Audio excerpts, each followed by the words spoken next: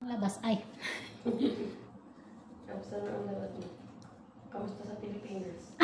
Sabi niya, ganito rin ba sa Pilipinas? Ala! Bakit nasa ka ba ngayon? Sa Laguna ka pa. Ganito rin ba yung klima hindi mainit kagaya sa Pilipinas? Kala nila sa Amerika na yata.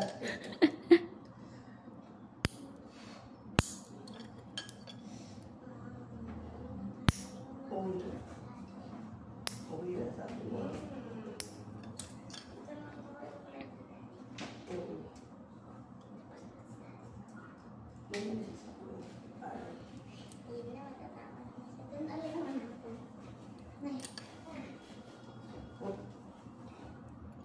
Huwag ka nang labas-pasok yung air kung lalabas. Huwag mo nang buksan kung mamaya na. Mamaya na ako papasok. Huwag ka nang pumasok pag lumabas ka. Huwag ka na lang. Yung gusto mo dyan sa labas, ang init. Hindi na rin siya makalabas kasi nung nasa pag-asa. Sir, sabihin pag masakit ha.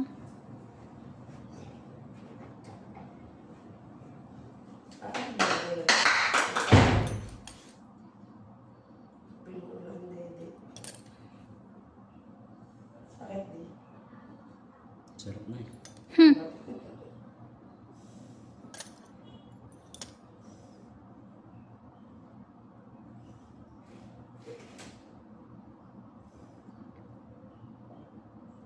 Napaaga tuloy ang tapos ko.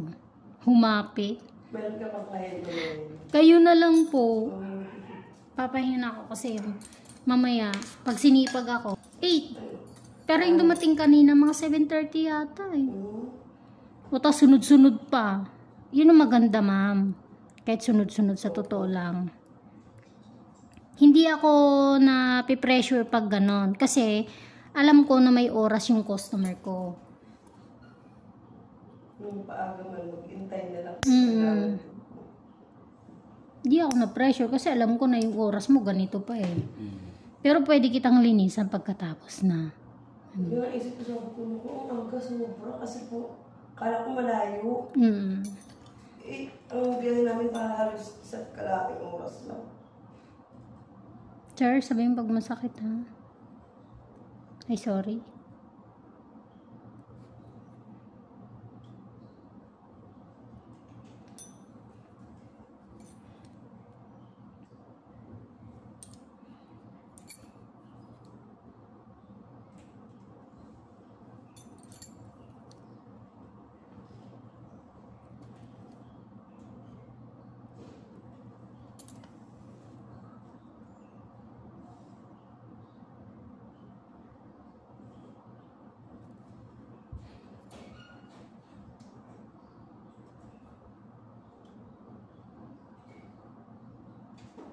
Sorry po, masakit to.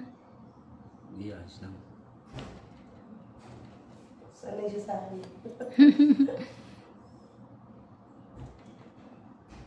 Sanay na rin, mamarder yan. Ay, talaga ba? Ma'am ha? Grabe nun. Ayusin mo, ah? Parang sinasabi mo ako nagmamarder. Talaga naman.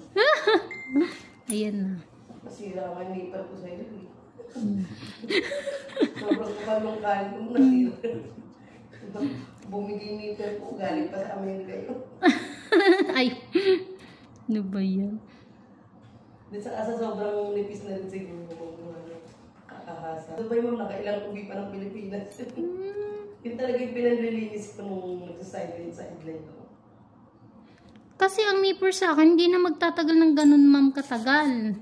Kasi naman doon sa Dubai naman, hindi po ganun karami yung nililinisan. Okay. Pag-off lang. Opo. Bawa, alam nilang off ako, may dalawa. Okay. Ay, parang pang sarili lang. Matagal siyang sa ulit. Oo, kasi ako, every month eh. Pag alam ko nang kumakain na siya ng ano, ng nakakasugat na siya. Mas nakasugat kasi pag matulog din. Ayun, kaya sabi ko, ay, kailangan ko ng ano, magpahasa.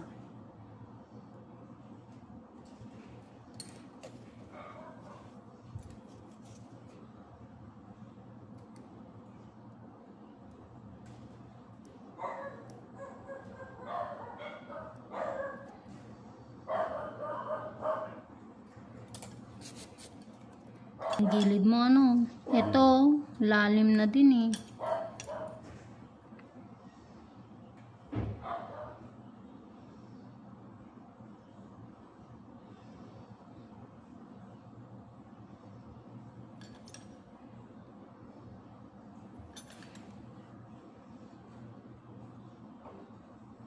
Buti alam niyo, agad pinuntahan niyo kanina, ma'am. Hindi na kayo naghanap? Nagtanong lang po. Sa Nung mga... nandun kami sa terminal ng tricycle, dito na, inatid na kami dito. Alam ng tricycle kung saan kayo ibababa. Opo, pinadiretso na po kasi namin. Hindi na po yun. Tinanong po niyo kung tagasan kayo. Opo.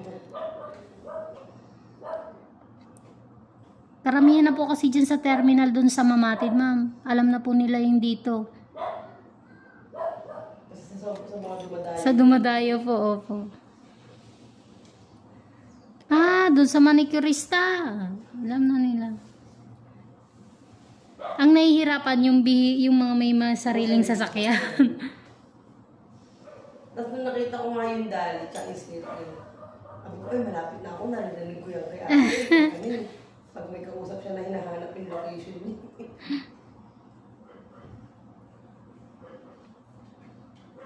Sorry sir, meron pa.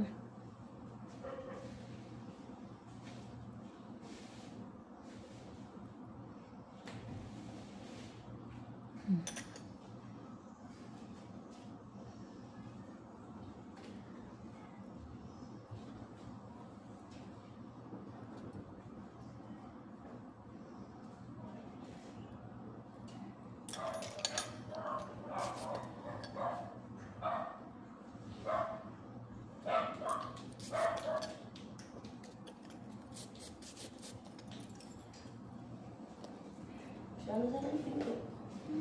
Tinatahulan ka, no? Ay. Ano naman na gusto mo sa baka ikaw yun? Tumingin ako doon sa kanila. Bata? Pero yung tingin mo, Senior. senior. Toilets. Ano sabi? Wala naman sinabi? Yes naman. Ganun ba yun?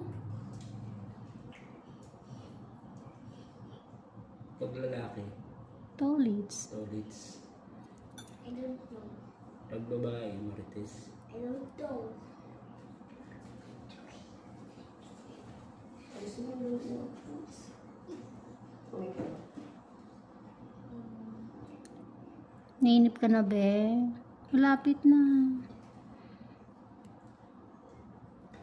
Di ba naman ang sinabi? Sino ba ba? Ano ba ito? Ako.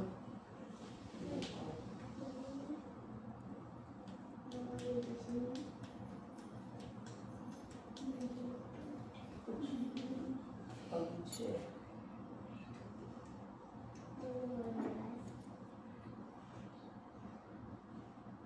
Sakit ba, sir?